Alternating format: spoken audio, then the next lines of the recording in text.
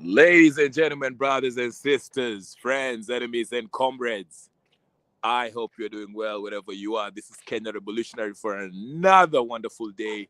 It's Friday. The sun is out. It's actually warm. I feel much better, even though I have still a slight cough, but I'm feeling way better. Okay. But anyway, karibuni sana, karibuni sana, karibuni sana. Nice being here. Let's just discuss something. I have something to get off my chest, and I'm not talking about the phlegm that is inducing my cough. Let's talk about the topic today: the new neo-colonial way of controlling Kenya and other African nations. Okay. Now, very quickly, this has everything to do with the health data sharing agreement, memorandum of understanding with the Trump administration, where Kenya agreed to enter into this uh, MOU contract with the US government for the next 7 years, in which Kenya will be sharing its data, even though Aden Duale wants us to believe otherwise. And the question that I posed, remember that for those of you who watched my last video, which has, I think it was last Sunday or whatever, I mentioned who gave consent for our health information to be shared in foreign, I'm sorry, our health information, personal health information to be shared with foreign governments or foreign administration, foreign nations. Who gave Ruto, this administration, the consent to do so? There's actually, I like the challenge. From my understanding, I think there are a bunch of people. I think it's Okiya Mtata and others, if not Okiya Mtata, some people, some Kenyans who worry about this MOU and what it entails. They went to I think it's the High Courts of Kenya, and filed a petition to stop this MOU, to basically halt this process, because we, the people, did not give consent for our health information to be shared, this data health information to be shared with a foreign nation. Now, the reason why I mentioned this is because it is so funny. Literally a few days after Ruto signed this MOU with the US, and in return, the US will be giving Kenya 1.6 billion. Uh, is it 1.6 billion? Is it Kenyan shillings? I think Kenyan shillings, or yeah, Kenyan shillings, which is two. Is it dollars? One, I'm not sure. I have to look at it. I don't know which currency, but I understand it's 1.6 million, 1.6 million US dollars, which is 1.6 billion Kenyan shillings, I believe, if I'm not wrong. Okay, correct me on the chat if you're going to watch this on repeat. Then a few days later, the US also signed an agreement with Uganda, Yoweri Museveni and the gang, for a similar MOU healthcare data sharing stuff for 2 point something billion. I think it's 2 billion, okay, which comes to 200 billion Ugandan money, whatever the case is. Just days after that, days after Kenya agreed on this, okay, Uganda does the same and signs an MOU. Again, you saw that the official story that they're telling us is that, oh, um, basically the US government will help uh, Kenya with its information sharing, not information sharing, but the system, the healthcare system, but they won't access private healthcare information, which is a big lie. We know it's a lie. We know we're not fooled, but the fact that the Kenyan government is giving it's something that they should be able to do by itself, giving that power to a foreign nation to run their healthcare information system. It's a no-no. That's just that's blasphemy right there. Okay, now, like I said, in Kenya, there are people who moved and put a petition to stop this process because, of course, the people of Kenya did not give consent. Now, there's several questions that I really want to raise that makes this whole MOU thing illegitimate. Okay, but before I do that, if you're just joining me right now, in this live, or you're going to watch this on repeat, my name is Kenya Revolutionary, and I talk about Kenyan politics and world politics as it relates to Kenya. So feel free, join in, have fun.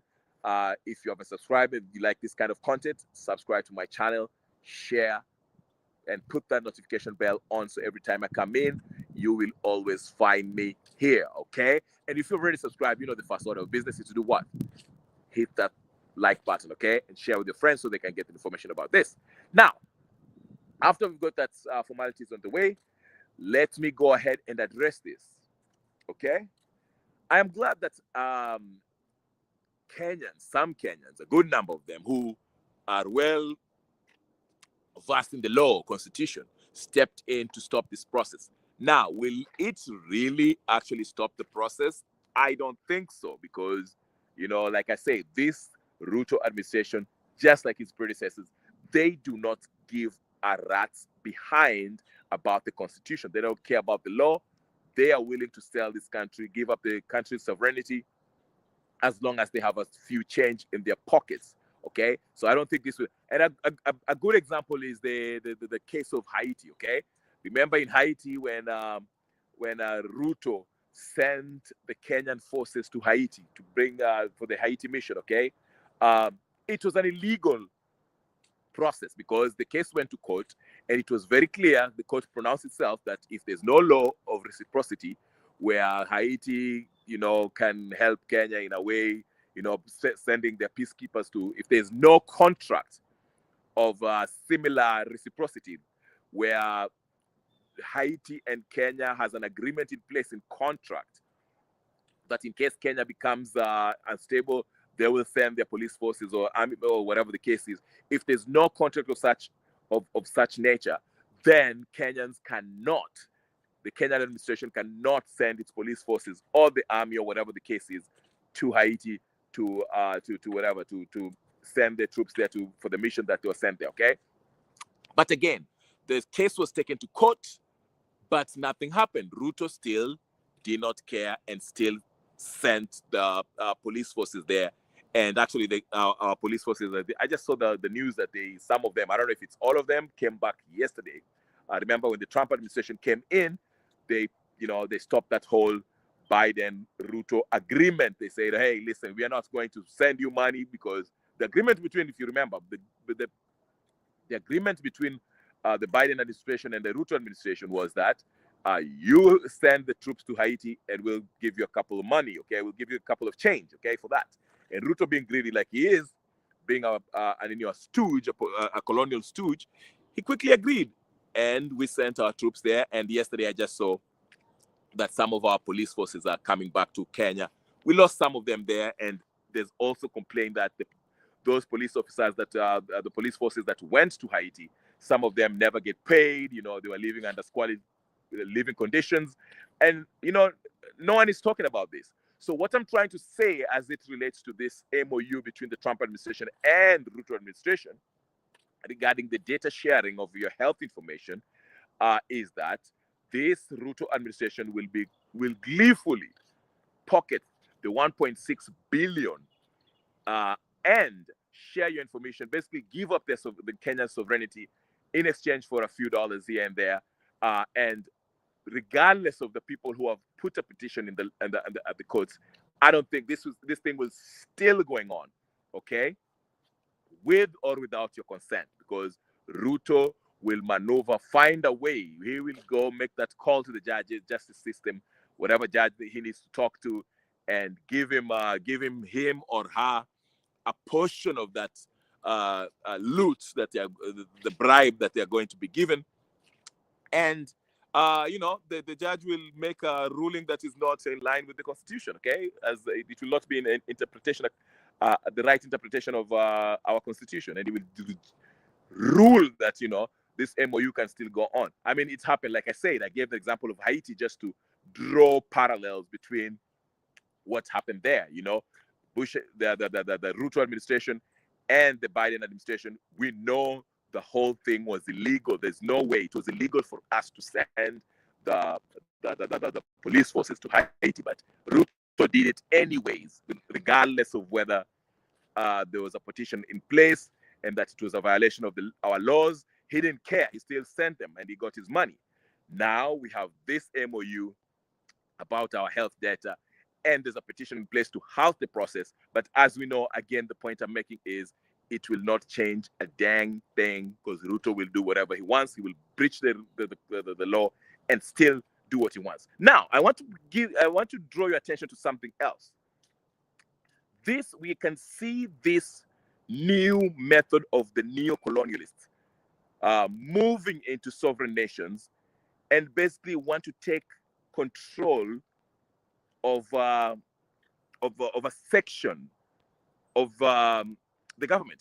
Let me give you an example. Right now, today, I just read that Nigeria, of all the countries, Nigeria has given France, of all people, France to undertake, they've given France the authority to undertake their tax collecting duty. Okay, for example, if you live in the US, the branch of government that is responsible for collecting taxes, make sure you're paying your taxes, the IRS. So essentially what I'm trying to say is this: the agency that is going to be responsible for making sure that Nigerians pay their taxes is the French government. I will repeat this so you can get what is happening here. Do you see the trend here? Do you see the trend? The neo-colonialist way of basically controlling some aspect of your economy. Okay, basically, your sovereignty is sold out to these people. Now, I will come back to Kenya for a minute. I know you want me to talk about Gachagua, opposition, Matakaru. These are pawns in the game to bring you confusion. They are in the payroll to give you an illusion that there's actually real politics taking place. There's real opposition. But these are none other than actors. The Matiangis who have been working for World Bank. If you know the history of World Bank, you should know Matiangis are sellout. Just like Ruto. If anything, he will be worse than Ruto. Martha Karua keeps on making trips in Washington and Boston, giving speeches in Harvard. Why do you think he goes to Boston and Washington all that much? And after he leaves there, receiving her paycheck, she goes back and starts yelling about Suluhu and all this nonsense about, the African leaders that are actually are trying to have real independence. Okay, I actually saw somebody in Alpha House. I don't know what he's. I think he's a professor or something. Some really dim-witted person who said Ibrahim Traore is actually. We are not getting the true reports in Burkina Faso that Ibrahim Traore is this fake guy, whatever. There's atrocities. I was just in shock for somebody of a sound mind, allegedly, saying that we are being fooled. The news reports are not telling us the truth about Burkina Faso. What? But anyway, let me stick to the point. It just gives you a glimpse of the level of a colonized mind. How some Africans who, especially these folks who go to school and they earn their degrees somewhere in US or UK or one of these Western countries, and they come back speaking wonderful English, and they think that just because you have that piece of paper called degree means you actually attended your class, you did the homework on time, and you explained that whatever you are being taught there, whatever you are being cramming there, you understand. And you come back and start speaking about wonderful theories that are not practical to the African problem. But that's another story for another day. Let's get back to what to say. I gave you an example of now France being given the authority by Tinubu's government to make sure, track down, and make sure they are collecting taxes from taxpayers, people who are working in Nigeria. This is the level of, what do you call it? Betrayal by the Nigerian government that I cannot even fathom. How can a sovereign nation, okay, give authority to a foreign entity, foreign nation to come collect taxes on its behalf? For example, it's like saying Kenya are going to tell England to collect taxes in Kenya. Listen, it's not something that hasn't happened before, because if you look at the history, I mean, the whole Boston Tea Party, whatever, taxation without representation, the revolution, whatever that happens in New England, whatever the case is, even in America, okay? They were complaining that the British Crown was collecting taxes in America, okay, hiking taxes, and they were not seeing where this tax money was doing. These guys were working in the US, in the America, and the British government was collecting taxes and taking it back to the monarch there, the queen or the king, whoever was sitting there. So the American says, no way, we cannot continue letting the British Crown collect taxes from us, okay, then take it back to England while we are doing the hard work, and we don't see any representation, we don't see any new roads, we don't see any development here. But again, to the conspiracy theorists, okay, let me go back to the conspiracy theories here before I go to Nigeria. The conspiracy theorists, I say this with a pinch of salt. Allegedly, the IRS is actually a foreign entity. Okay, just like the Federal Reserve. These are the same people who actually run this. In fact, there's actually people in some quarters are saying that Trump is trying to abolish the IRS. I don't know how true that is. I have no idea. But they are saying, it is said that IRS is actually a foreign entity. It was passed in 1913 under very weird circumstances, okay? But anyway, so you can still argue that foreigners are still collecting American people's tax, but that's another story for another day. I won't take you down that rabbit hole. Let's stick to this Nigerian news, where Nigeria has given France, the government of France, the authority to collect taxes in its own country. That's why I said, do you notice the trend? The West are now trying to be clever. They don't want to impose themselves directly, but they want to impose themselves through having some authority over you in some section or in some aspect of your economy. For example, in Kenya and Uganda now, like I just told you, with this MOU that has been signed between Ruto and Trump, that essentially gives the Trump's administration, the US government, authority over the health information over the Kenyans. Now, the irony is this, and this is where I want to actually wrap this up and bring it home. Okay, if you didn't get anything about this, please, I want you to understand this part, because this part is the most important part that I want you to get and understand. Okay? The irony of this whole thing is that Ruto himself, his administration, okay, has been accused of extrajudicial killings, gross human rights violations, rape, abductions.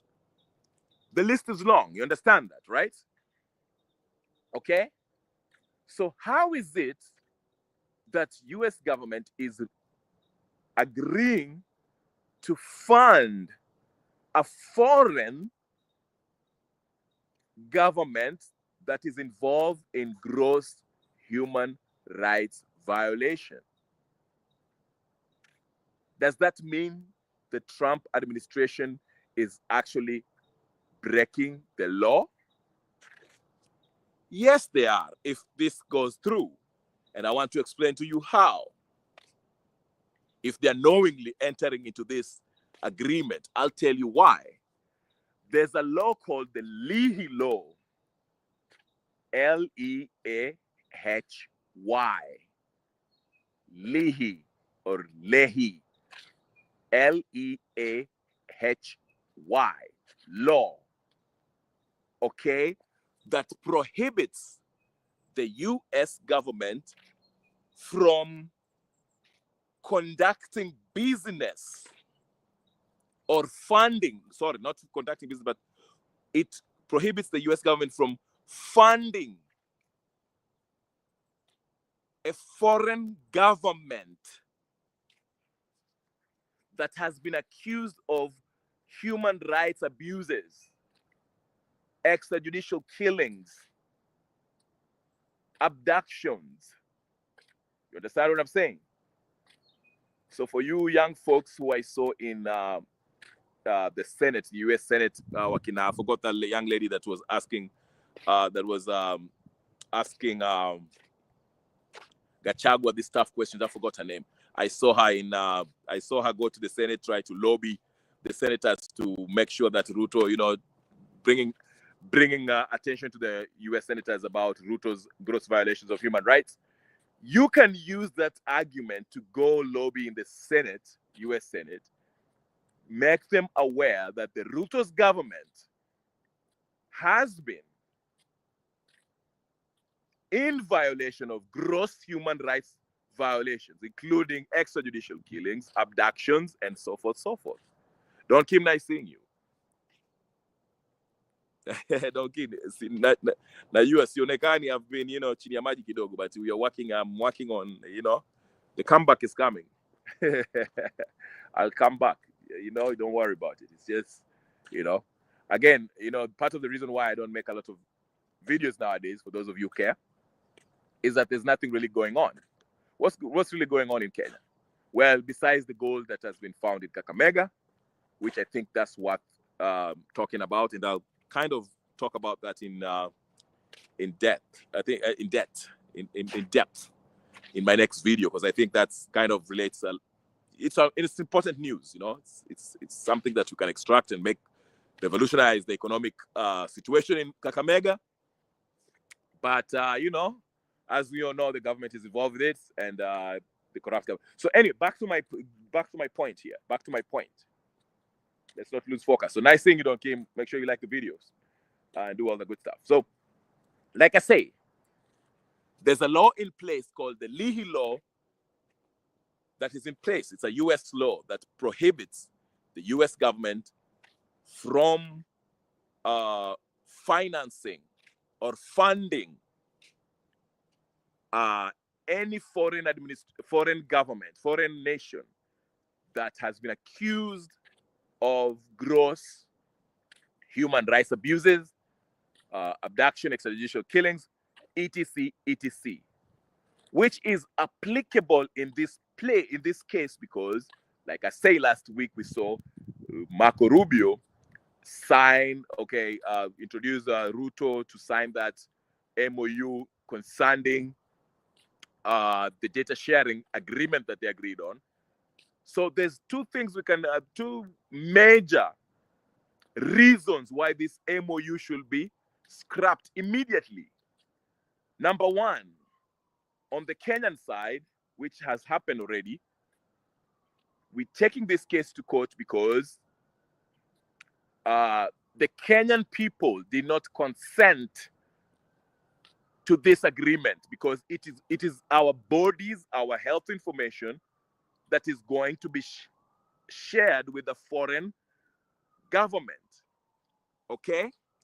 So I'm glad to hear that there's a court in place that has halted this process. And the second part of it is on the US side. That's why I'm saying, for those of you Kenyans who would like to go to the Senate and lobby and bring this to the Senate's attention, you are lawmakers in Washington. The Trump administration, if they continue with this MOU with Ruto to fund this 1.6 billion agreement for the next 7 years with this Ruto administration, which has been in gross violation of human rights, abduction, extrajudicial killings, so forth, so forth. It violates the Leahy law. So which means the Trump administration will be in violation of the Leahy law. So where the lawyers, ladies and gentlemen, brothers and sisters, where are you? This needs to be challenged so that we can stop this Ruto's government from receiving 1.6 billion of America's tax money to fund an administration that has been violating the Constitution, the human rights of its own people, the Kenyan people.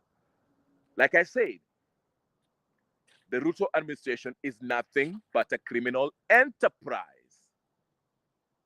Okay? But I understand why it's getting into this kind of agreements. Okay?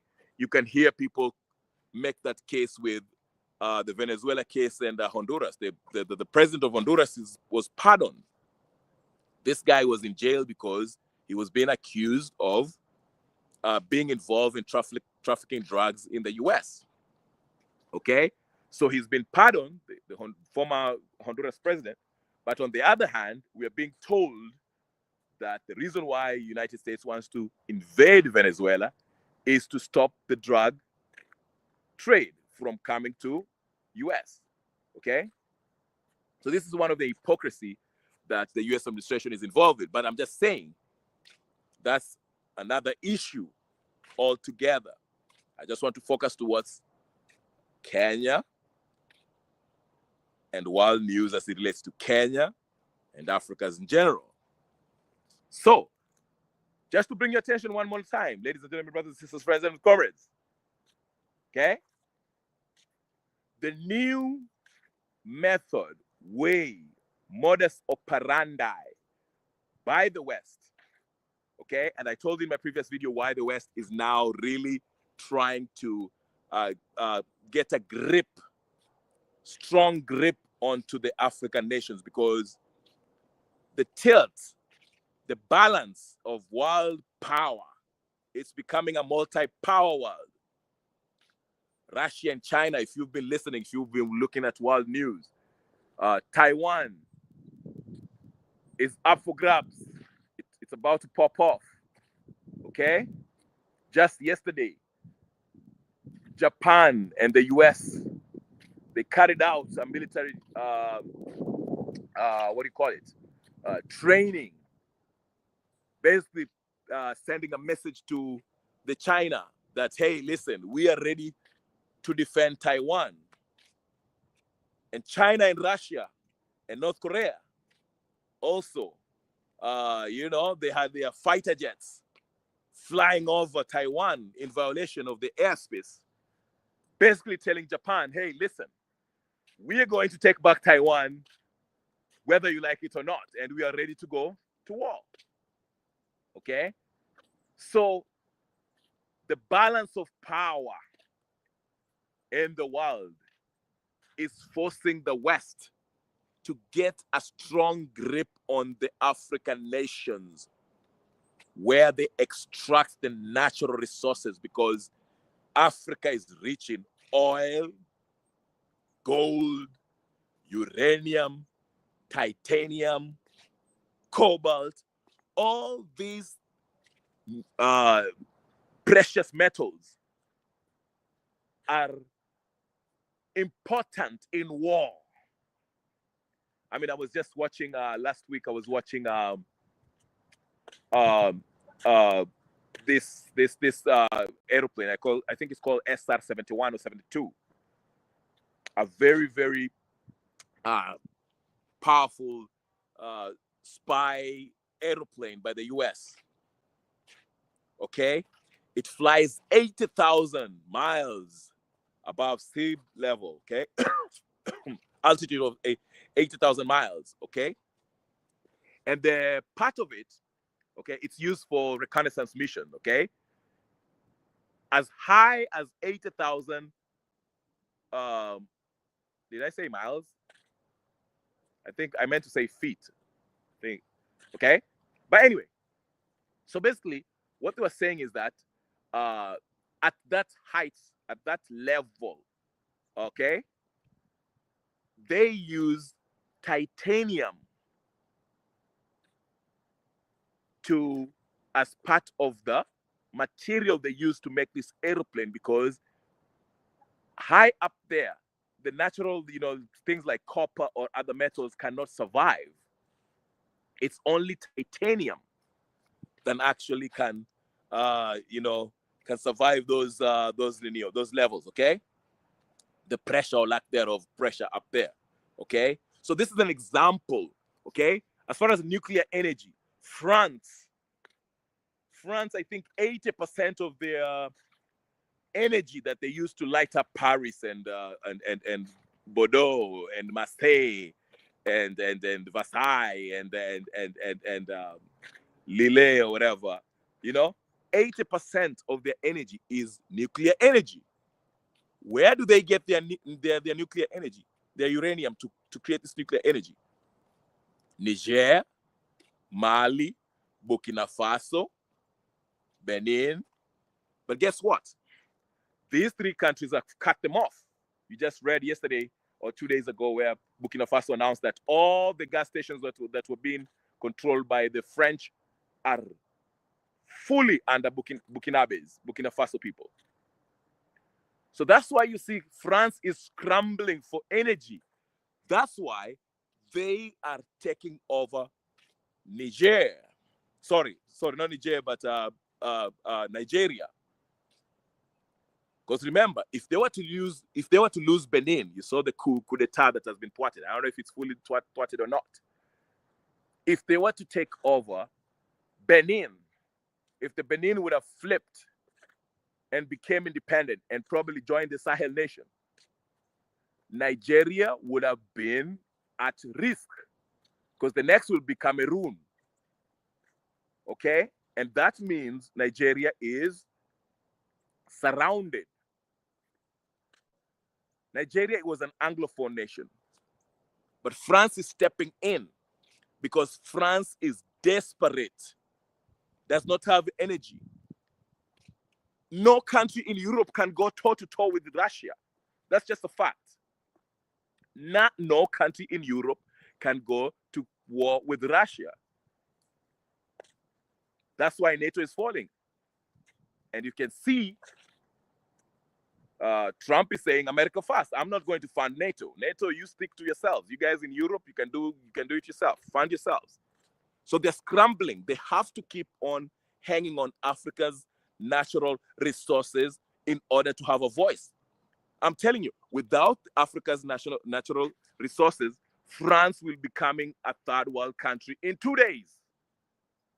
It won't take much.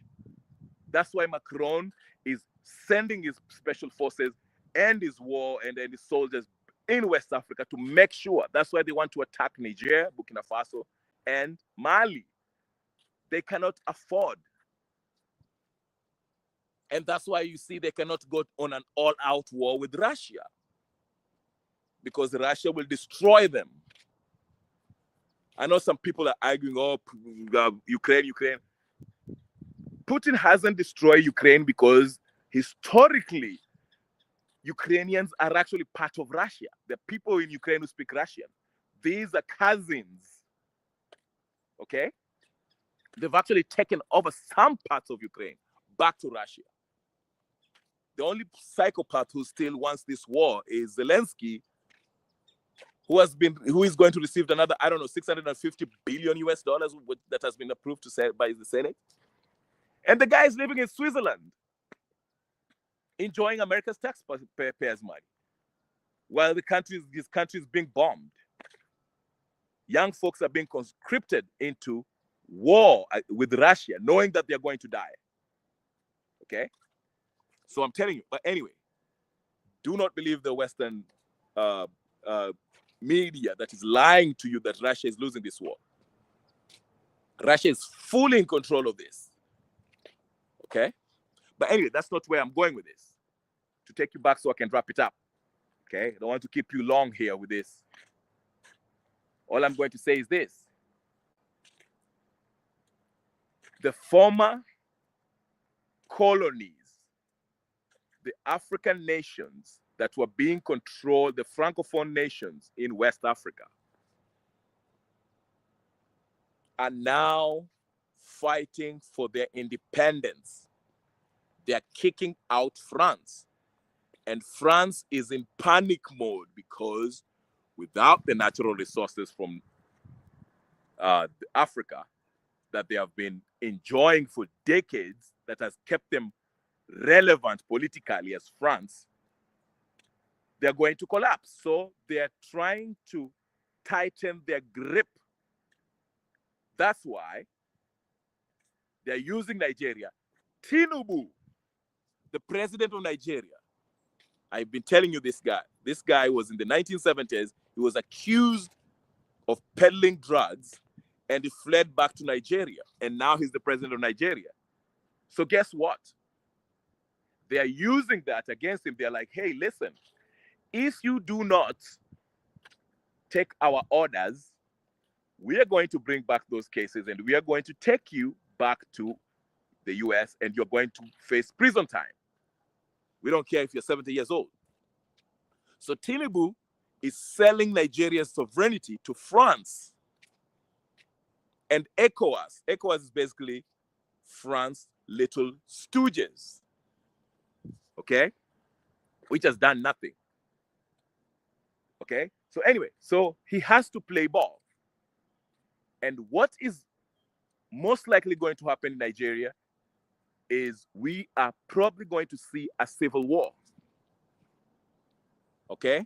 The country, they'll probably, I know, the huge military folks who are getting paid by the billions in order to stay loyal. Okay? Because they don't want these guys to flip like we saw in Mali, Burkina Faso, and Niger. Okay? So they have to pay these guys, and France has to keep on paying the so-called terrorists in the north to try to destabilize Mali and Burkina Faso and to find a reason to send their troops there and say, hey, we are here to help you stabilize your country, to fight these terrorists and all this. That's why you see the Boko Haram and everything else. But anyway, back to Kenya so that we can wrap this up. I've been saying that for the 100th time. Okay? We see this new trend of the neo-colonial ways of doing stuff. Kenya signed a 7-year deal where they will receive 1.6 billion. In exchange, they will be giving up the health information of their people, indigenous people. Few days after Kenya did that, Uganda did the same. They're going to receive 2 billion US dollars, if I'm not wrong, in exchange for a similar deal that they'll be exchanging their health information of their indigenous people with the US. Nigeria has just entered into a deal giving France the authority to crack down on people who are not paying taxes, and France will be responsible for collecting taxes on behalf of the Nigerian government. How outrageous that is. So you see that the neo-colonial rule they don't want to directly impose themselves like they used to. Now they're trying to make sure that they control your economy. They control your health information. They control your your military. That's why you see the Brits are still in Kenya, because the British also, they are another country that do not have a lot of natural resources, so they have to cling on the Anglophone countries, South Africa, Kenya, Zimbabwe, Zambia. You see, okay, so they have to cling on that, okay. And what I'm trying to say is this: the first way of pushing back against this is to bring to the attention of the American people that the American government administration is making a mistake by entering this MOU, which essentially requires them to fund the Kenyan regime, Ruto's regime, fund them in exchange of their health data information, which is illegal because, as I mentioned, the Leahy law prohibits the American government from funding a country that has been accused of human rights abuses, corruption, extrajudicial killings, abductions, and so forth, so forth. So that alone should be a reason for Trump's administration to walk away from this MOU and not give Ruto that 1.6 billion that he wants. So on the Kenyan side, which is the weak side, I know the petition is there and the judge has halted this MOU. But like I said, do not worry about the Kenyan judiciary. It's all under Ruto's control. They will do whatever they want. Once Ruto makes that call, that deal will still go on. So it is up to those Kenyans who are in America who want to bring this to the attention of the Senate so that this issue is examined, so that we can stop this MOU between Ruto's administration, criminal enterprise, and Trump's administration. Okay? Regarding all this other stuff, I know you guys are paying attention to all this. I don't know who is going to be 2027 ODM. I will talk to that. I'll talk about that next time, just for shits and giggles. But the reality is, this is just nonsense. It's a bunch of nonsense. Ruto is going to win the elections. There's nothing. I told you before, the only way to remove Ruto is not even through popular revolution. I know there's a popular revolution that's happening in Bulgaria. It's happening in Bulgaria as we speak. The people went to the square and said, and forced the prime minister or the president, whatever thing, to step down. If you watch the news, you'll see Bulgaria, it's happening. It was a popular revolution. People say, we are tired of corruption. We are tired of not service delivery. We are tired of our taxes being collected and we don't see where it goes. So they went up there and they protested. Millions upon millions went up there and forced the president to step down. Now, the reason why I say popular revolution probably won't work in Kenya, to be specific, is because popular revolution, usually it's something that happens without a defined leader. People go out there, they decide, hey, we have enough of this administration. And what happens is that the people who will take power, because they'll say, okay, all right, the president will step down, then people go to elections, right? But the people who are going to be in your menu, okay, who are going to present themselves as an alternative once the regime of the day has been replaced, are going to be people who are already compromised. So it will be basically exchanging one colonial puppet for the other. A good example is Nepal, or what's that country in Nepal, and what's the other country in Africa that Madagascar? Okay, remember a few years ago there was a popular revolution. They were tired of the corruption and everything. Okay, and they removed the regime of the day, And the person who replaced the corrupted regime of the day was a DJ who was basically part French, who had a French passport and part Madagascan, whatever the case is, okay? And a few years later, we had another coup d'etat because they were tired of the person they replaced. They replaced was just as corrupt and was also a colonial puppet. So again, they've taken this guy out, and the general became the president, I guess, the leader of the country. And again, you'll see the same thing happening. So the only way that it can guarantee, let me not say guarantee, that you can remove Ruto. Let me use the Kenyan context. The only way you can remove Ruto is not through a popular revolution, because he has that part figured out. If you see the people who went to Nyayo Stadium today, majority of them were from Langata. These are ex-Raila followers, okay? Because poor them. Most of them still believe that, hey, listen, if Raila was alive, he would still be in Broadbase. Raila wanted this or whatever. And they're poor. They don't have whatever. So 200, 300, 500 shillings, they'll go and cheer Ruto. You saw Ruto when he was coming in. What will come? Yeah, Ruto. These are basically people who have been paid. So what I'm trying to say in not so many words is that you cannot rely on popular revolution, especially if you're dealing with a population that can be easily swayed through manipulation, and the rest of them who will not allow themselves to be manipulated, they'll use force against them.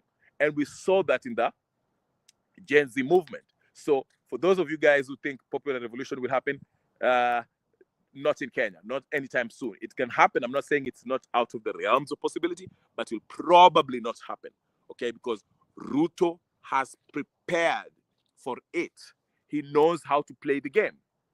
Like I said, what Ruto is worried about at this moment is what will happen after he is announced as the winner of the elections in 2027. And he's probably figured it out, because what he will do is this, okay? Once he has been named as the winner, okay, before that, he will buy everyone. He has the money to buy anyone. 1.6 million inaingia kutoka kwa Trump administration. So he knows he has money, okay? He's anauza Safaricom, anauza kila kitu. He has money to buy everyone.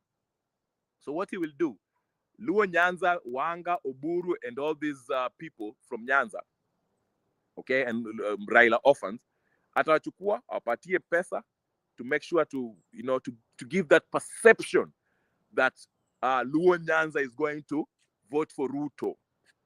Wasomali are already with Ruto, okay?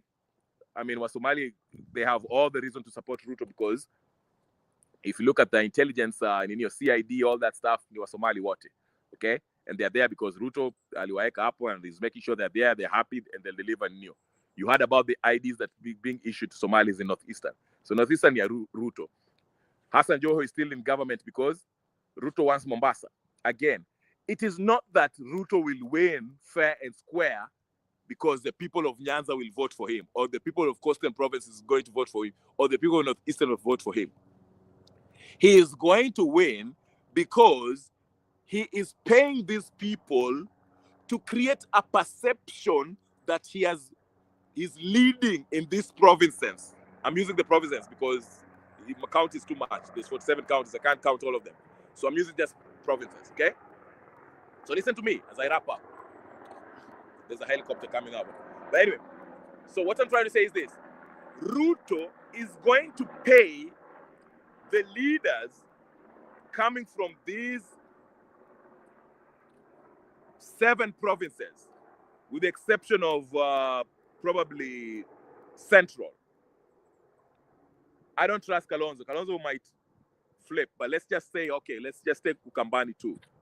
Okay? Abagusi will come with Ruto. Do not be fooled. But anyway, let me just go with this. Okay? Ruto is going to use some of the money that he's stealing to pay off these leaders coming from Nyanza, Western, Northeastern, Coast, Rift Valley is already his. That is 5, okay? And then some other folks, okay? So what do I mean? Once these leaders coming from these areas are saying Ruto Tosha, the general perception, with the help of the media, the general perception will be that Ruto obviously has these provinces under his linear belt. That's why you saw that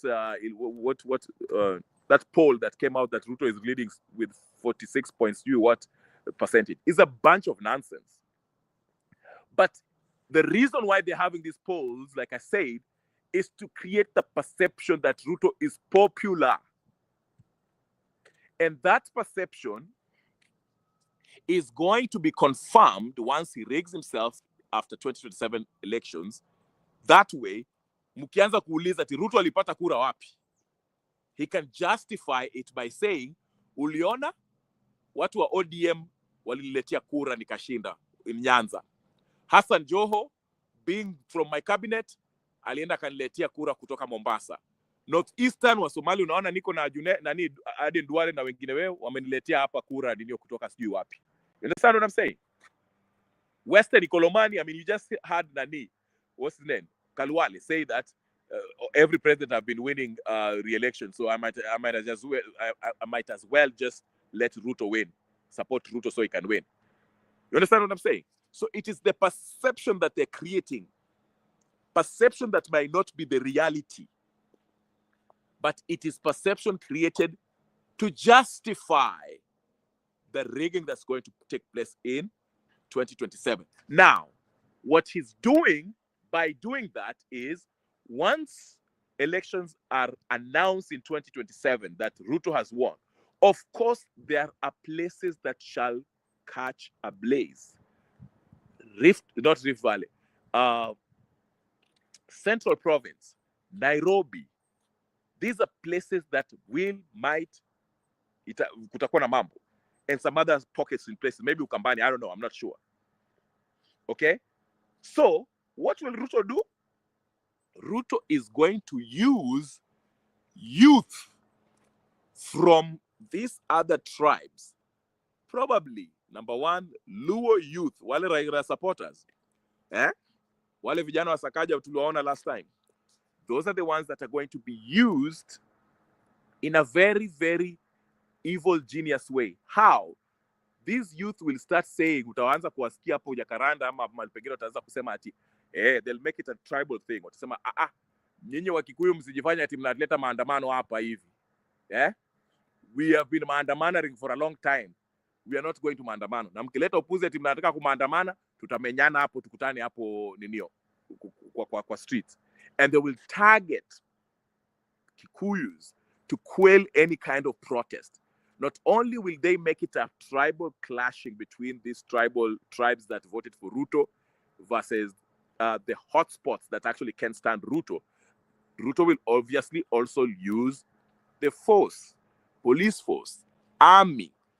Because Ruto learned his lesson in June 25th, 2024. Ali learned. And he's not about to make that mistake. So what I'm trying to tell you this is, Ruto is going to be re-elected. The only way Ruto can be taken out from Ninio before 2027 or before 2032, if he doesn't extend his Ninio, is through a military coup d'etat or an armed struggle by force, by the gun. Popular revolution is possible, like Romania we saw, but popular revolution will end up as what we had in Madagascar and Nepal. And we've actually experienced that in Kenya, because one can argue that what happened in Kenya in 2002 was some form of popular revolution. We were happy to take out Moi. The people were together, in agreement, passionate, saying that Moi must go. And Moi went. And we had Kibaki. 2 years in Kibaki's regime, we were back to where we started, with everything Moi was doing worse. Despite the economic advancement kidogo tu, kwa sababu 24 years we've been stagnated. So the little change that Kibaki made, like the free education and so forth, made it seem like it is something, but he could have done much better. But again, we fell into the same stuff: extrajudicial killings, kidnappings, murders, corruption, ukabila, all that. Then we went to Uhuru's regime, worst of all regimes, worse. Then unaeka arrogance juu yake pia. He didn't care. So you see what I'm saying? Ndio maana nasema popular revolution, we kind of had it. So the only way is to have an armed struggle and hope that the strong man that will take out Ruto will be somebody who thinks like Ibrahim Traore, not based on tribe, but has a patriotic sense of patriotism, okay? Where he looks at Kenya as a nation that can prosper in every part of piece of land called Kenya. Everyone, whether uko central, whether uko Nyanza, whether uko western coast, northeast, wapi, everyone. That's the only hope. But Ruto 2027 hiyo andikeni chini, msiharibiani wakati. Nowadays nasikia mkilialia ati mnasema ati nasikia mkisema ati ninio, what were you saying? Ati now it is coming apparent ati hamwezi kulinda kura. Did you hear what the IBC said? Ati walisema ati they want to introduce early voting. Early voting. I'll just leave it there. That's a topic for another day. I will leave it here. It's been 56 minutes. Ladies and gentlemen, if you haven't subscribe, share, comment, do all the good stuff. And I'll talk to you guys later. I'm namna gani. My name is Kenya Revolutionary. I'm out. Peace and blessings. I'm out.